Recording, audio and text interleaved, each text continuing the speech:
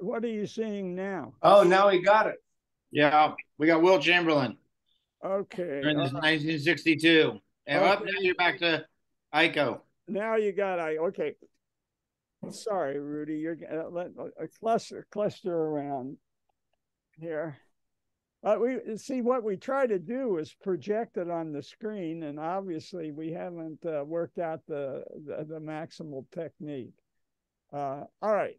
So yeah, so I had this up this week. Somebody asked me about the relocation camps, and one thing led to another. And we'd read this book that said that Alan Simpson grown up in Cody, Wyoming, and that's where Iko was born, in a relocation camp in 1943, and read about Alan Simpson and Norm Mineta being in the same Boy Scout troop. So we saw Alan Simpson and told him the story, and he told Iko she has to come back to the reunion. So that's that.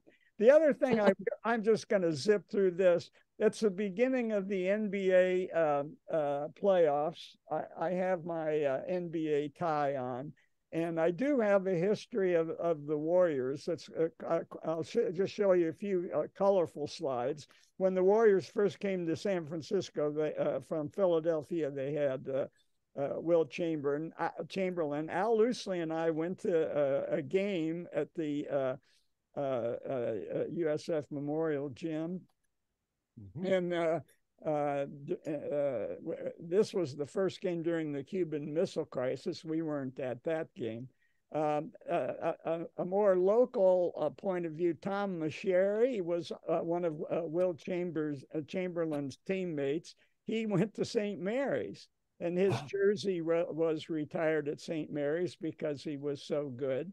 But his real name is this long Russian name. And he was known as the Mad Russian during his NBA years. He was really good. He was an all-star, but he was born in a Manchurian port of Russia when his parents fled the Bolsheviks. So this is a history of the Warriors. I'm making these connections that just seem to stumble in our path. He went on and became an English professor and wound up at St. Mary's teaching English, and his mother was a Tolstoy. And the Warriors also retired his jersey, of course, because he was an all-star in the NBA. But of course, that's the ancient history. The more current history starts 14 years ago, when Steph Curry, he didn't want to play for the Warriors. He wanted to play in New York. His dad had been an NBA player and wanted him to play for the Knicks. And so he told the Warriors he didn't come for a tryout, and he told the Warriors that he wasn't going to come if they drafted him, but they drafted him anyway. This is the hero of the hour, Larry Riley. And if you know anything about Steph Curry, you know he named his firstborn daughter Riley.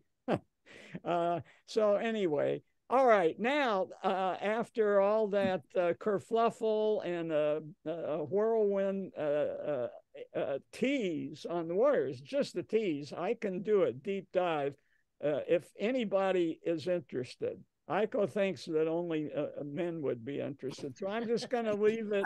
John, I think it can only be about a 50-foot dive if you're going to go out into Tulare Lake. It may not be that deep. Okay. That's deep. Water mismanagement, and if you're interested in the Warriors, let me know, and if there is enough interest, we'll talk about it. Okay, Hubris in 3 acts in the south of the Central Valley. We talked about this last time. It was there used to be a ancient lake there. It got drained in the 1870s. That's the first act of hubris.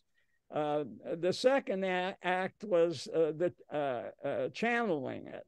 So the aqueduct that we always see when we're on Highway 5, you can go anywhere and you'll see the aqueducts. So that's the second act of hubris. And this is a map of all the aqueducts and all the different agencies that have been involved. And we won't go into detail, but we've already talked about the northern Delta watershed and the southern watershed that formerly emptied into Lake Tulare. Of course, that lake's gone now. But we also talked in a previous session about the Colorado River and the Salton Sea. And that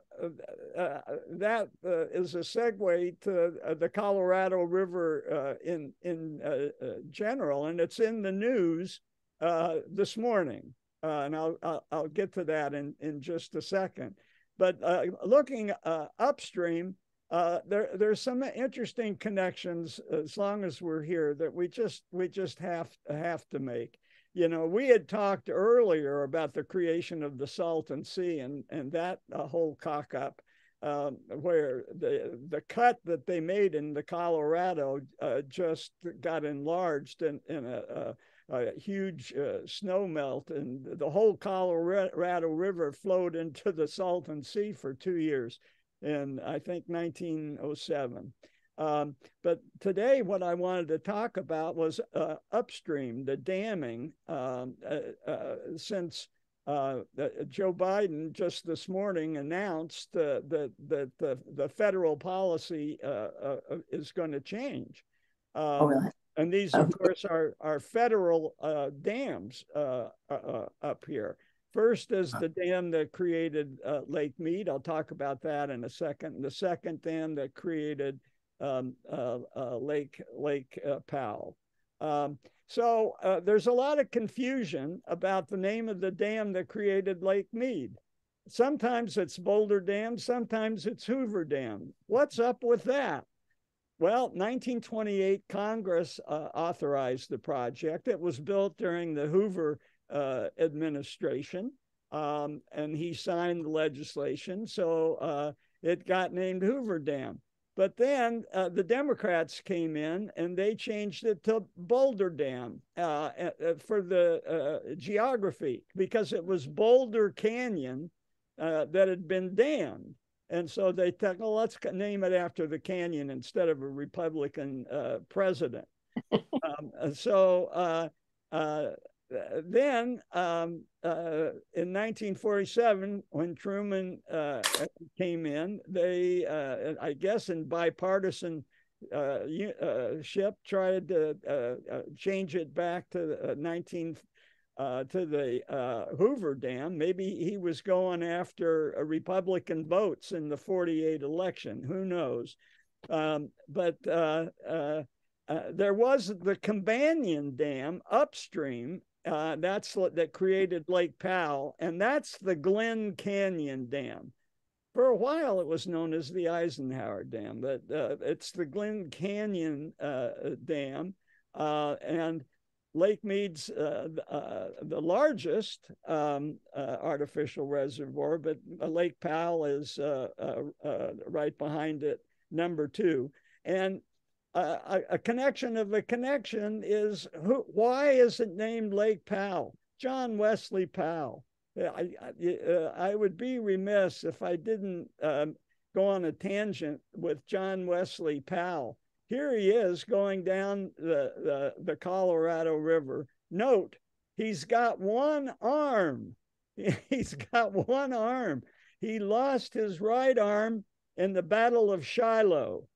In the Civil War, and this is the kind of place that they would sleep at night. And here he is. He went on, and after he did the geographic expedition, and was the first government-sponsored expedition through the Grand Canyon. He went on and became the director of U.S. Geological Survey.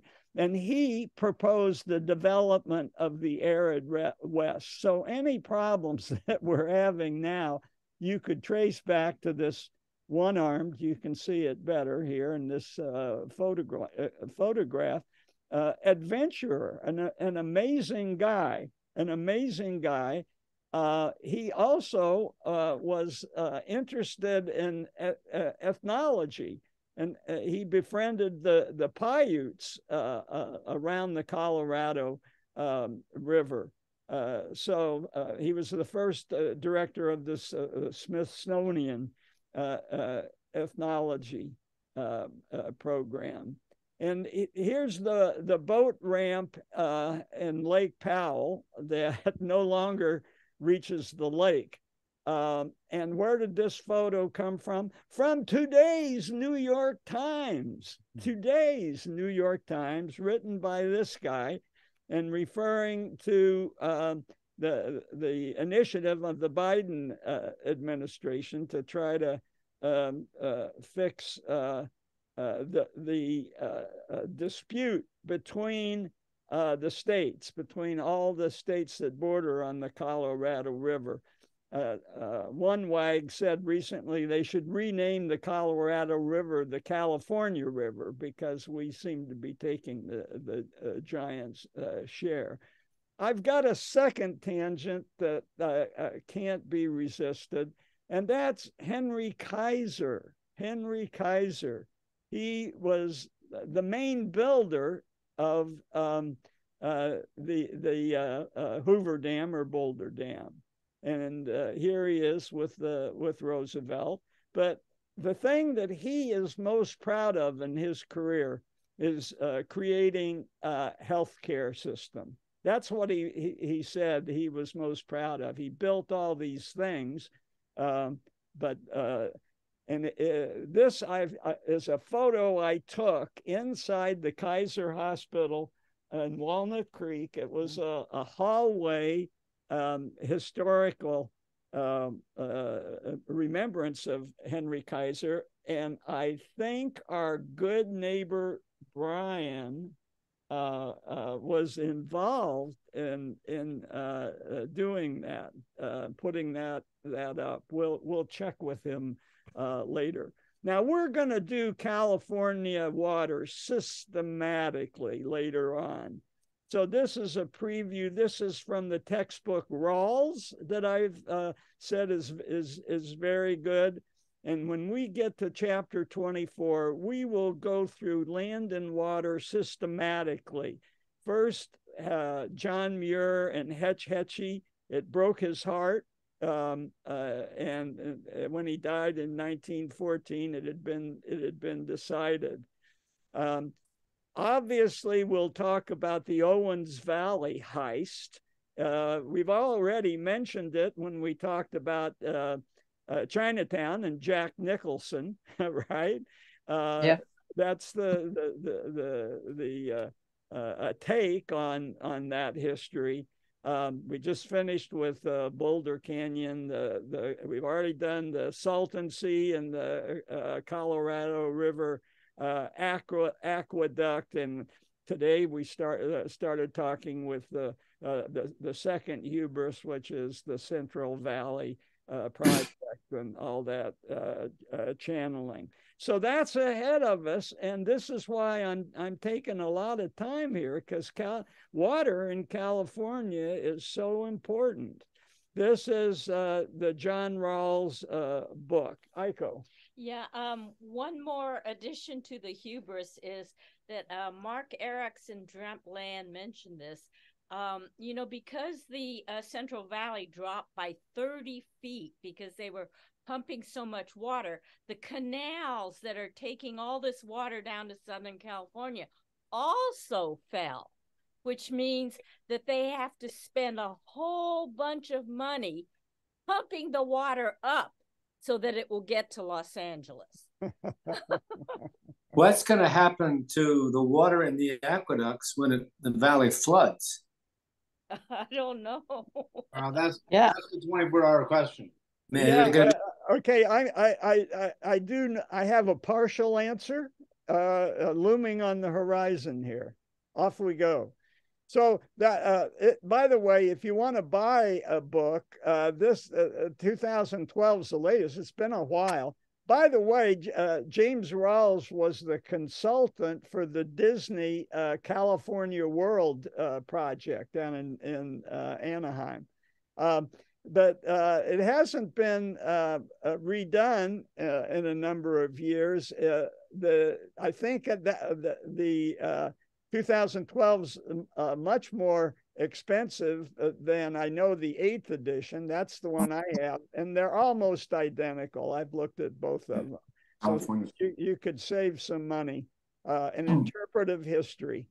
All right, so the third act of hubris was to pump the aquifer, and that's what we spent last week talking about. And the interesting thing, statistically, I want to emphasize that even in non-drought years, the aquifer is supplying 40% of the water. So the analogy is a bank account where you just keep withdrawing and you never put any money in, and we're overdrawn by a whole lot. As much John, as it's even a little worse than that, because for many years there was no monitoring and nobody knew exactly how much water was being taken out. And then in the last 20 years, when I was in Fresno for 15 years, we had no water meters. There was no limit on the amount of water you could use. You weren't charged if you used more. And the feds came in and said, no, you can't do that. And they then forced the farmers to report the amount of water they're pumping. So you're reporting 60%, but for all we know, it was 80%. I mean, the amount of pumping was unregulated. Yeah, that's crazy. Well, there's a new law we'll get to that, and David set that up well. So what's an acre foot? It's the amount of water that would cover a football field to 1 foot. You can think of it that way. So that's a lot of water.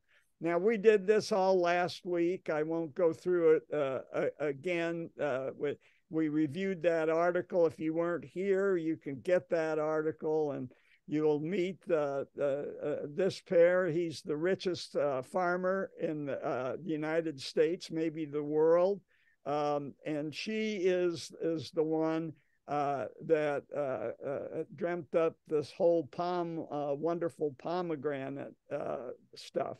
And Bruce, this is what I was promising you we would review, and Homer and Jenny have started watching this. And Billy Bob Thornton is a lawyer who has a really good friend who lives in the valley. I'm not spoiling it. This happens in the first half hour. And she falls into a sinkhole and dies. So he's got a personal beef with pumping the water, and he pursues it. So look what's happened in 100 years, or 90, if you will. What's happened to the water, and they break it down into different categories: the aquatic, the wetlands, et cetera, et cetera. And you can see, my God, all the green is gone. But here's the delta. It's kind of hanging on. It's one of the most intense green areas in the whole state. The other thing I wanted to talk about, and David has helped me with this as well, the Pacific flyway. If you're a bird migrating and you need fresh water, this is a good route to take north or south. And there's a lot of places where you can look at the birds, the extensive Pacific flyway habitat. And apparently rice fields are a favorite place for birds to land. But note the Gray Lodge, which is up right here on the map, and by virtue of restoration projects, there's a number of places, just even in Sacramento, where you can view the Pacific Flyway. Number 11 is that Gray Goose Lodge. And here is how you get there. David, did you want to say anything more about that? Goose Lodge. What's the Gray Goose Lodge? Wildlife. Okay. Okay, the Gray Goose Lodge, so Gray Lodge Wildlife Area. No, and this I was going to say, go off from the east side. The 99 is better, and the time to go is really between Thanksgiving and Christmas, because that's when somewhere between 5 and 7 million birds roost there. And what's happened is, because of land use, they've flipped their nocturnal schedules. So typically the birds would have been active during the day, but because all the farmers are active in the cars, the birds now have learned to become active at night. So at about 5 o'clock on November 28th, you can't get out of your car, but you can sort of park near it. And literally, it's something out of National Geographic. Millions of birds take off around you. It's one of the most stunning wildlife sites I've ever seen. I've been there 3 times. Well worth the drive, but as I said, between in December is the best month to go, early December. Oh, okay. Oh. All right. Thank you, David. And this is the what you can see, the kinds of birds. If I'm going too fast, you can go back on the video and pull up this particular slide. And there's a website. Okay. Now, as of December 31st, as we were all getting ready for New Year's Eve, we're totally in a different water world with these atmospheric rivers. So, okay, we can walk and chew gum at the same time, so we can study history. But we want to integrate the history we're learning into the present day. And here's the present day, the Tule River near Corcoran. Now, Corcoran is an interesting place. It's almost a unique place. Corcoran is on the edge of the area around the old Tule Lake. And there, in a book that was written, this guy Austin talked about the Corcoran clay layer, and that only about 4% of the water gets through that clay layer. And most of the rest of the water that winds up around in the Tule Lake evaporates and doesn't go down into the aquifer. And why is that? This is the clay layer, and we're gonna see more about how to navigate that clay layer a little bit later. But you can see part of the plan is to get water to go around the dense clay. All right, so I was promising heroes, and here's the first hero. I'll say later on, this is the only male hero. All the other heroes I'm going to mention are Stanford women. So there you go. But this guy's interesting. He's been farming for 41 years. He was a biology major, and then he became one of these evil big farmers in the valley that we've all heard about. I don't know. He doesn't look evil.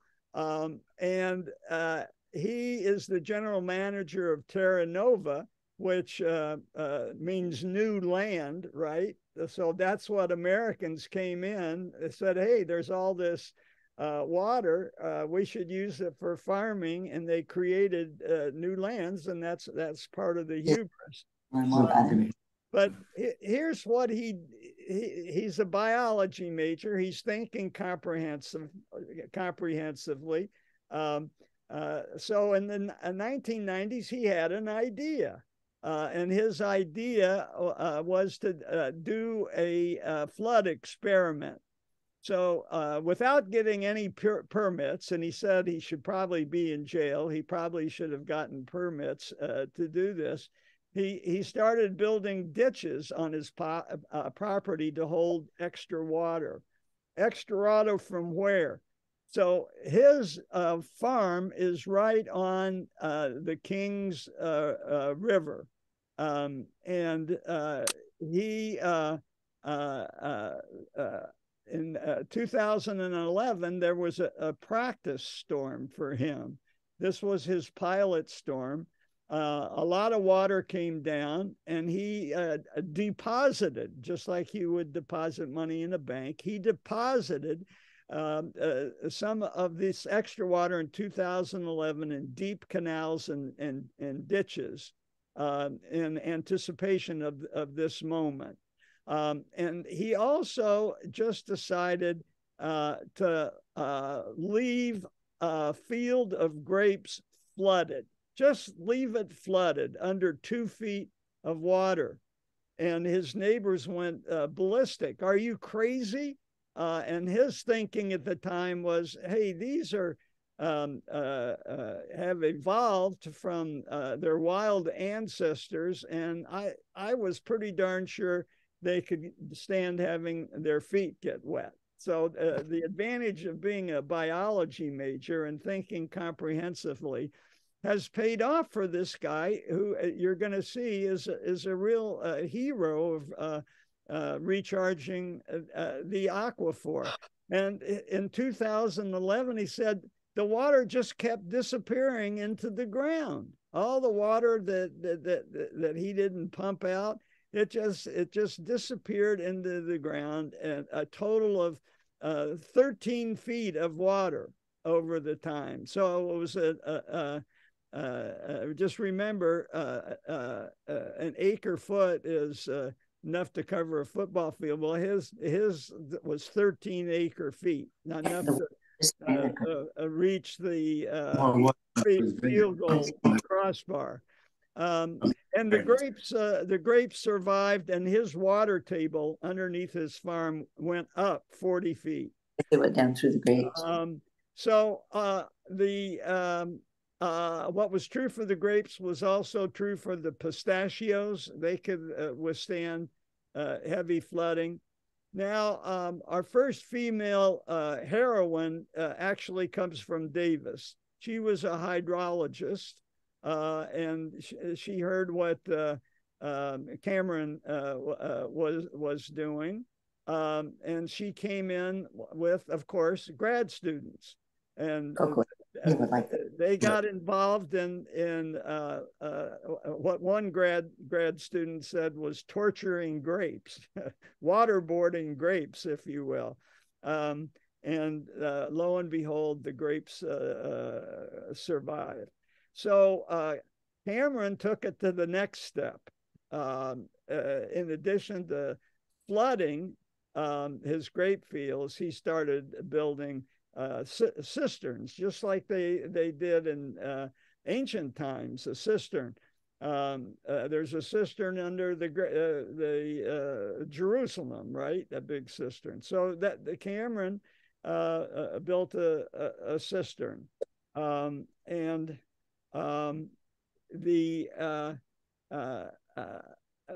his conclusion was that this would be good. It would be good to have cisterns, but he also thought that a farmer should be willing to do what he did with his grape fields, and flood their fields, and take their tomatoes out of production, and vegetables, even pistachio trees.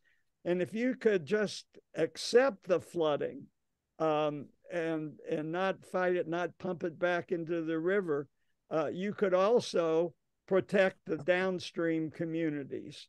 And we've seen that's been an issue. And Gavin Newsom just signed an order this month. So remember, Cameron's been at this since the 1990s. And now Newsom just has made it easier for farmers to do that. But exempted from this process are dairy farms because of pollution, and any field that has where pesticides have been used, because this water goes back into the water supply. And so farmlands were, instead of being a bad thing in a heavy year like this, could be seen as a sponge, as a solution to protect towns.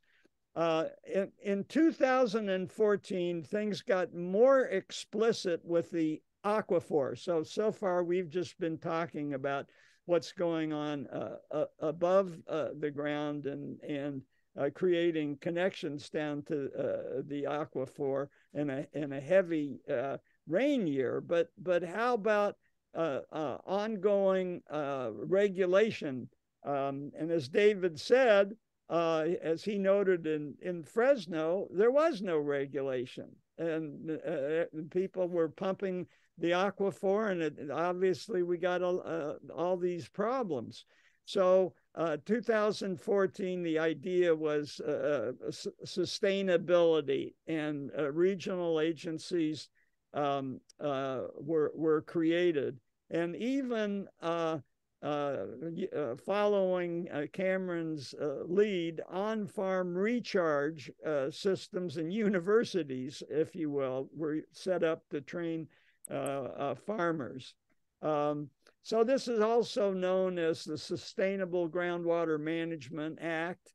And lest we feel too proud of ourselves for this, we're the last state in the West to put limits on groundwater use. The last state. Jim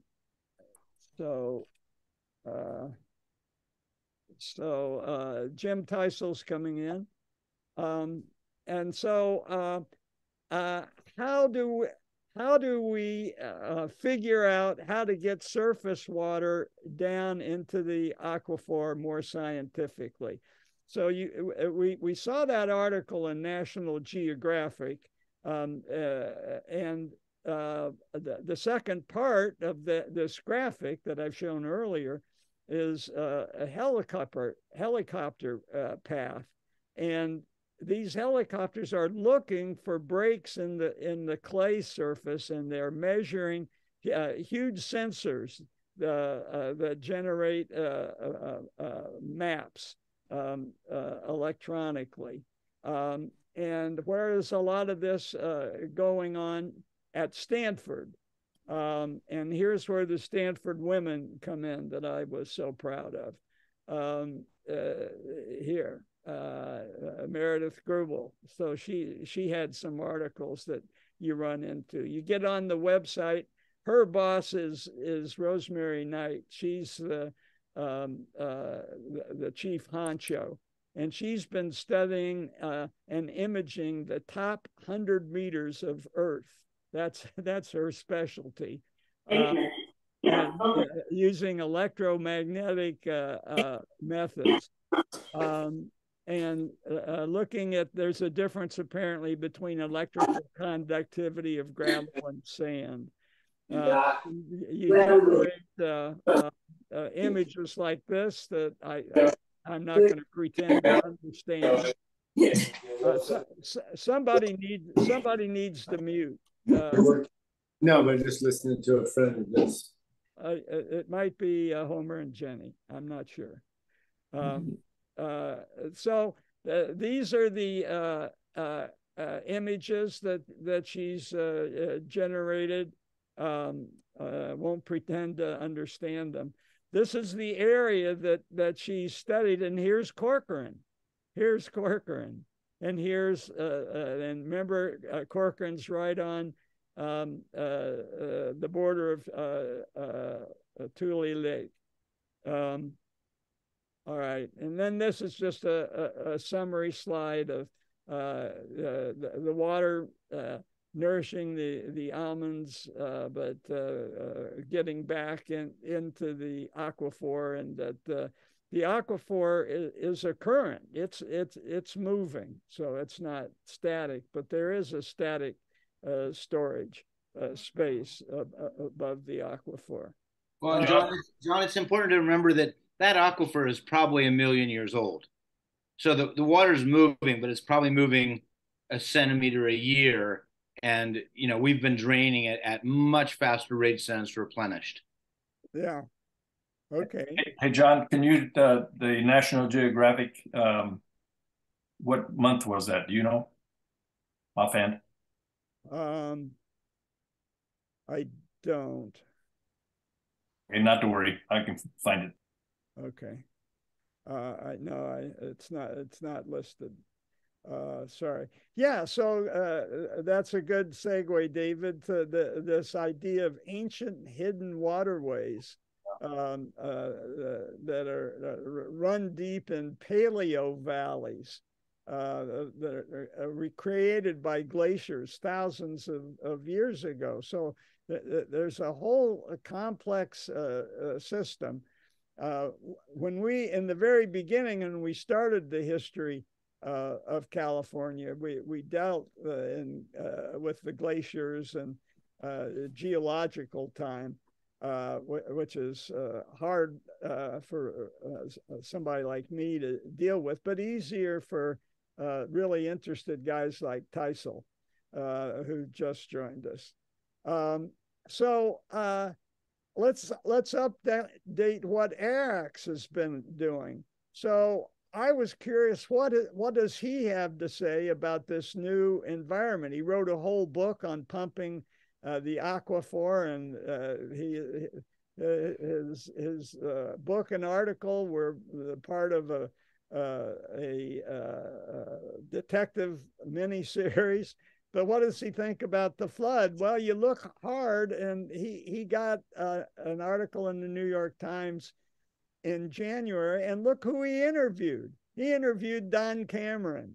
So Don Cameron is taking a victory lap.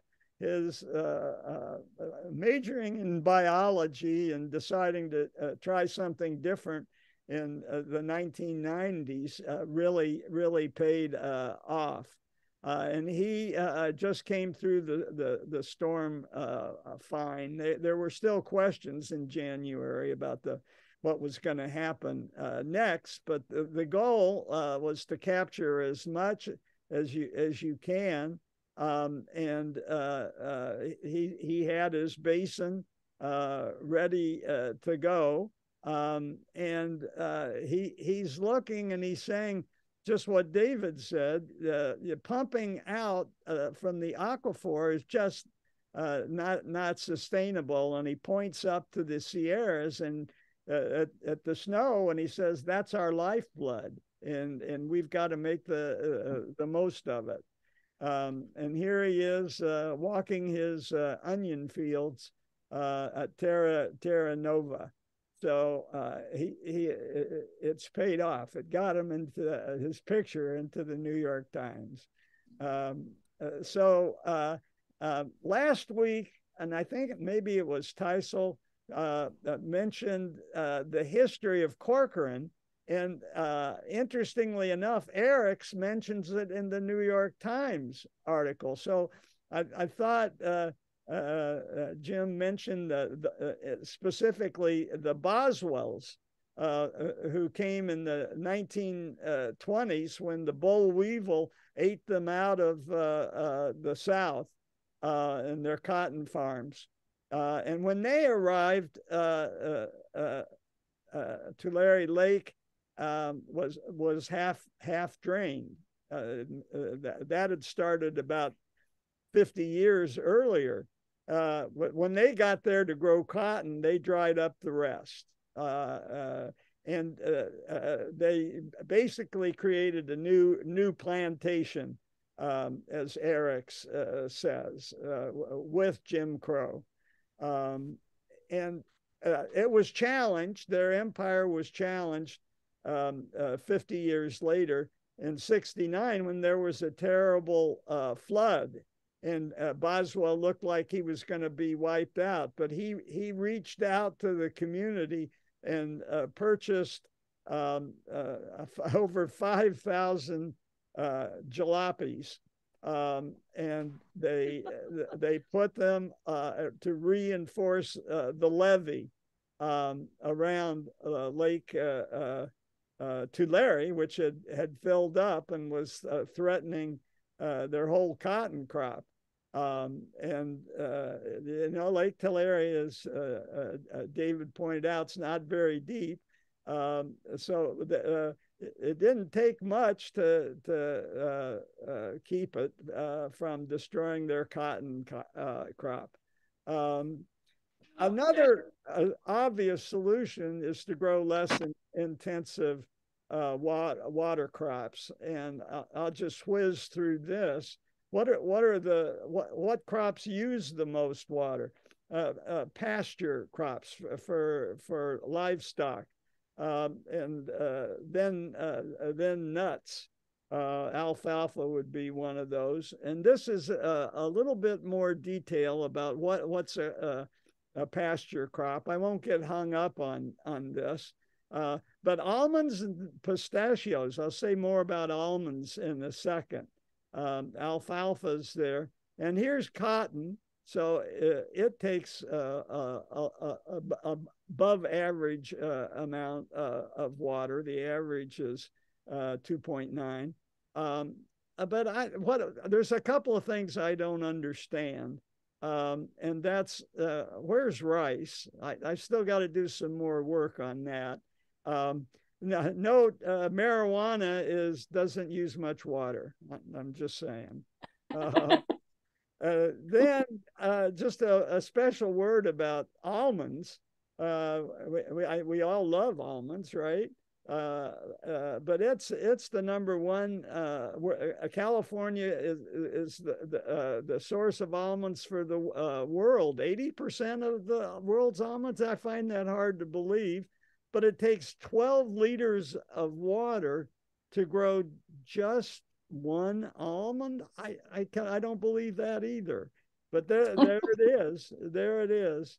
Now the almond farmers are obviously sensitive to this criticism, and they're putting in micro irrigation systems, and they say that they've reduced the amount of water that almonds consume.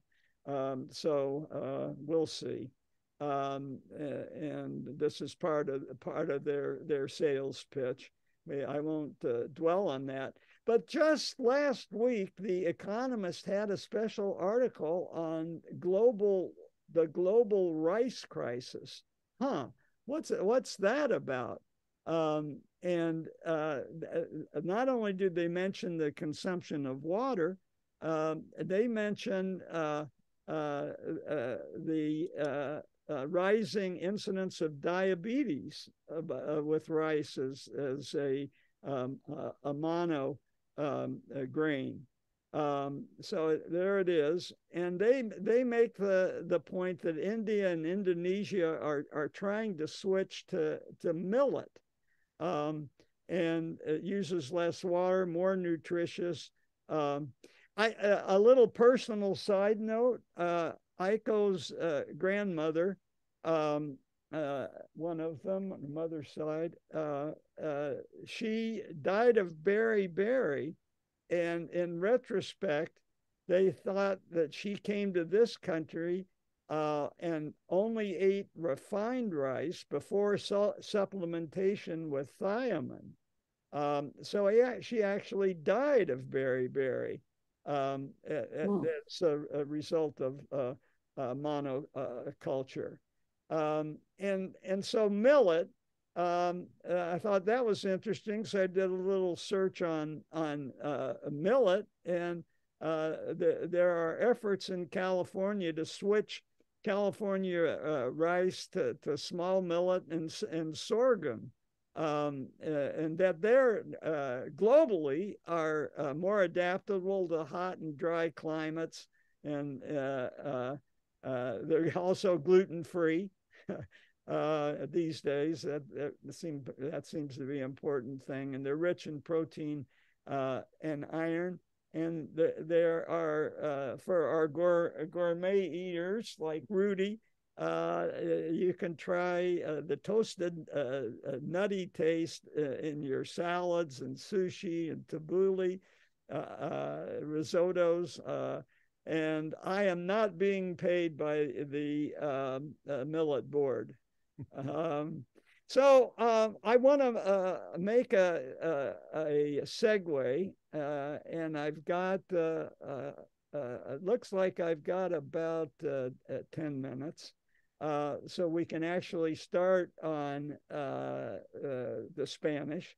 And here's my segue. When I was on the Stanford website, nosing around, there's a page where Stanford acknowledges that they're located on the traditional Ohlone land. And the sub-tribe they've adopted, and members come to Stanford and rededicate some of the names of at Stanford. This local tribe makes it clear that they've never left the Stanford land, and they're back. So just Ohlone, it gets confusing, but Connie Loosely's helped us. They were formerly known as the Costanoans, but Ohlone itself is a umbrella term that includes Miwoks. A little personal note, our kids, to get to visit our grandkids in San Mateo, we have to go through the main north-south artery, which is called the Alameda de Pulgas. And I said, Pulgas, that's odd. And so I looked into it, and apparently the local Ohlone tribe lived in a village that contained the word vermin. At least that it was translated by Spanish missionaries into pulgas, or fleas. And insects were a problem. I'll just point out, when we get to Contra Costa County in 1833, there was a malaria epidemic. And this is gonna, John Marsh, who was a pseudo doctor, but he knew enough to give Indians quinine.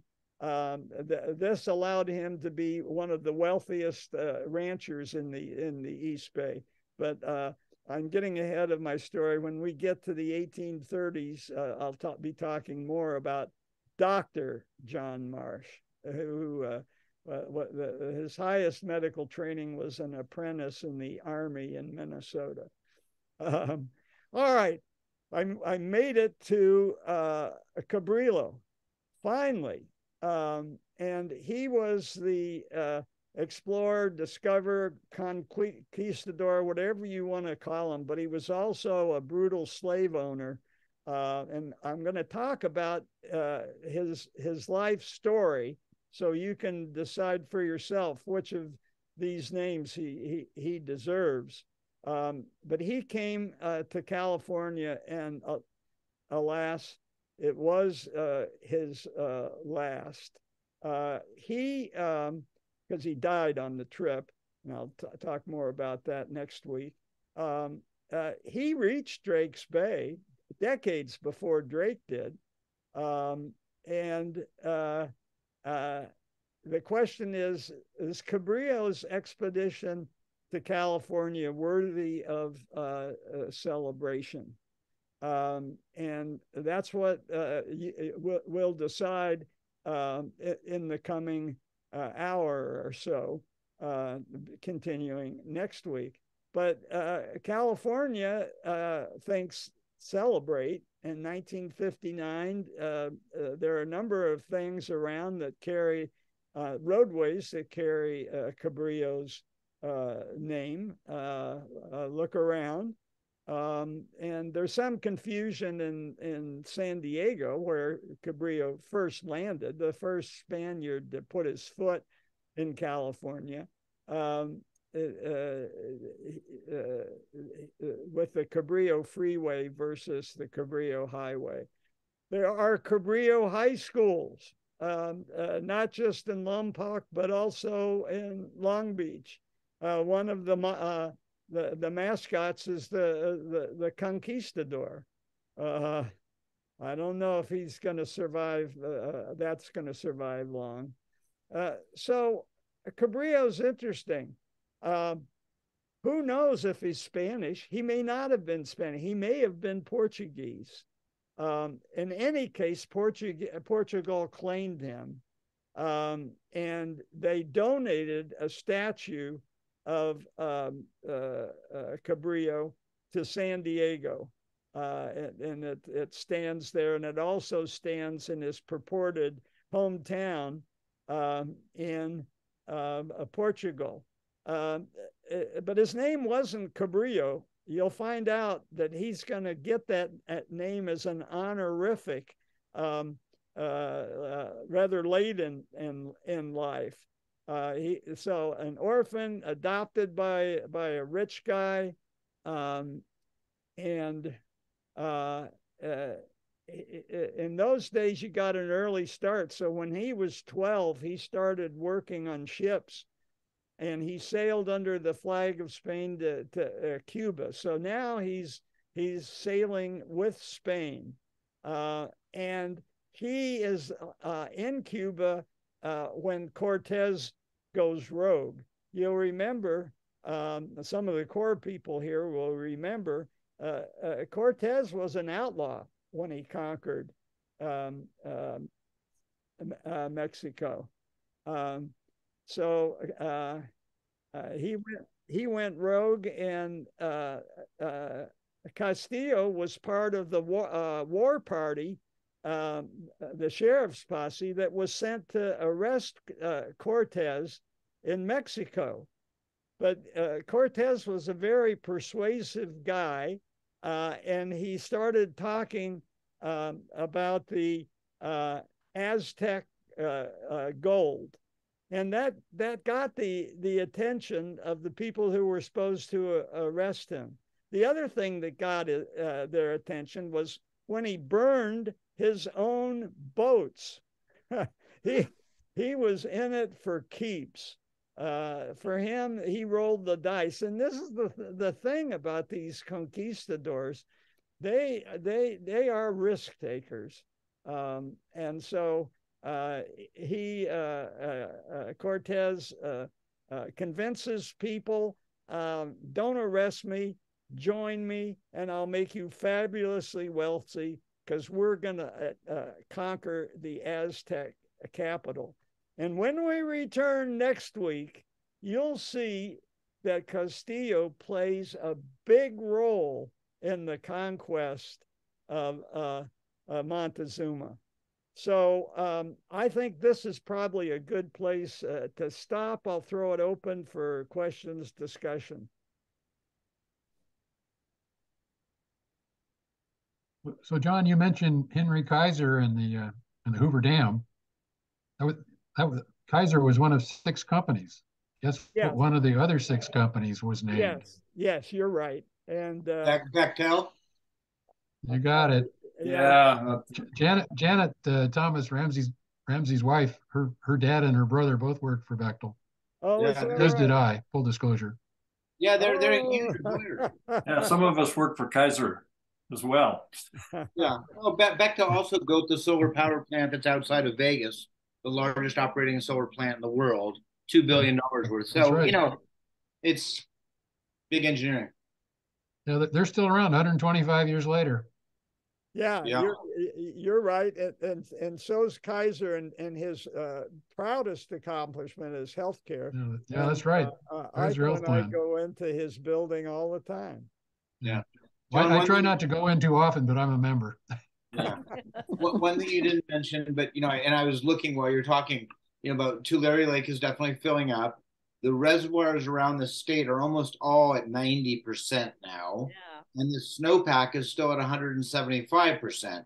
So the gamble, and I mentioned this a while ago, the gamble is that a big rain and a big warm rain doesn't come. But if it does, they have no reservoirs to hold it. And the flooding could be, Tulare Lake could be 100 miles across. We'll see, but it's a gamble they play every year. But one of the things with global weirding is that the wobble is a lot larger, and yeah, well, this will be an incentive to build more cisterns, reservoirs, connections to the aquifer, or squish cars. Yeah, or squish cars. So I worked in Tulare in the ER for 12 years, so I know that area quite well. When I was down in Fresno, but also when I was there, Fresno put in these groundwater recharge basins, which were large 3-acre fenced off holes in the ground. And it was always a little weird because it's not a large surface area compared to the city, and they were kind of weird. But when you think about them, they do make a lot of sense. But you have to do thousands and thousands of acres, as you mentioned, and just flood vast areas to really begin to recharge that groundwater. Yeah, there's perk basins down between Livermore and Pleasanton too that recharge that aquifer. Yeah, and there's also the biggest one in the state is up above, up by Lassen. There's an area you had it on the map, John, that showed the water basin for the Central Valley, but it sort of extends up to the northeast there. But that's a couple thousand feet above the San Joaquin, and it's, I think, reported to still have some of the largest water, because they haven't pumped it, and it's slowly leaching down into the Central Valley. But can you increase the rate of restoration of groundwater by drilling through the clay layer? I don't know. One would assume so. And I think what the people at Stanford are trying to do is find places where the drilling would be least, right? Where a drill would get you your most bang for your buck. Sure. Of course, leaching to the soil, doesn't that help purify the water? Yes, it does, but it takes hundreds of thousands of years. And I think, Homer, that we are so small and insignificant that even if you drilled 1 million holes that were 3 feet across, it wouldn't. That would flop. It's a drop in the bucket. Yeah. John has a slide. He has a slide about that. Whether they're taking helicopters and putting it up under the an area away to try to recharge the aquifer, because you can get down into the aquifer versus having to go through the clay layer. Right. Yeah, that's what they're trying to do. But I think David's point, even if they found 1 million of those shortcuts, it'd be cheaper if you find a really good shortcut, but you still have to put in an awful lot of them. Well, yeah, but if you're drilling, come on, a 3-acre basin in Fresno, that's nothing. That's 1 million 3-foot wide holes is a whole lot better than a few 3-acre basins. If they're doing that in Fresno, they're obviously interested in anything they can do. Yeah, it's kind of different. John, I can ask. You remember my friend Paul? Yeah. Paul is one of the most knowledgeable people about water in California. He knows air action. He's a professor at Fresno State, but he teaches at the Hoover Dam every year. But I could see if maybe during the summer he could get a Tuesday, and I'm sure he'd have he could answer a lot of the questions that we're raising. Excellent. Well, you say, wait, you guys are getting sidelined with water. But if you remember chapter 24 in Rawls, the story of California, especially since the Americans came, is one of water. Within what? How many years after the Americans came? 70. We had emptied one lake, but created another one, the Salton Sea. So the hubris there of creating a lake that now is an environmental disaster, the Salton Sea, and now another one that's about ready to bite us in the ass. We'll see. Yeah. The other one. Kind of changing a little bit. Have you ever been out to the Nature Conservancy on the it's Staten Island, by any chance, on the Consuelo? I'm probably not saying that right. River. It's just right outside of kind of north with oh gosh, what is it, Alton, and on the road up to Ride, and there's a little island there that they've come up with this has to do with rice farmers, and they've got the rice farmers to give up tilling, and so all they do is they cut the rice stalks and leave it out, and then the sandhill cranes come in, and this turns into marshland, and then of course the cranes love picking through the rice to get what doesn't get into the combines, I guess. But at the same time, then they poop, and so it fertilizes kind of recycles the land again. So it's pretty remarkable. This year was a little weird because we didn't really see that many sandhill cranes, and I don't know, they were, because of the flooding. Maybe it was a problem, but are you familiar with that? Because it's if you go up I-5, there's a viewing area. No, I'm not. But I've heard about the sandhill cranes flying up through Nebraska. Apparently, there's a huge migration there. Do you know anything about that? Well, that's where I think that's on the flyway that you were talking about, the flyways earlier. Yeah, the sandhill cranes are up a lot by Grey Goose as well. Right, and that actually come through, and I think they're going up to the grain in Montana and Canada. Yeah. There must be multiple flyways because the sandhill crane. Actually, it was so dramatic. It's so dramatic. It was part of a novel I read. Can't remember. Mm-hmm. Okay. Great work, John. Thank you. Yes. Okay. Always enjoyable, John. Thanks. We'll see you next week. Thank you. Loved it.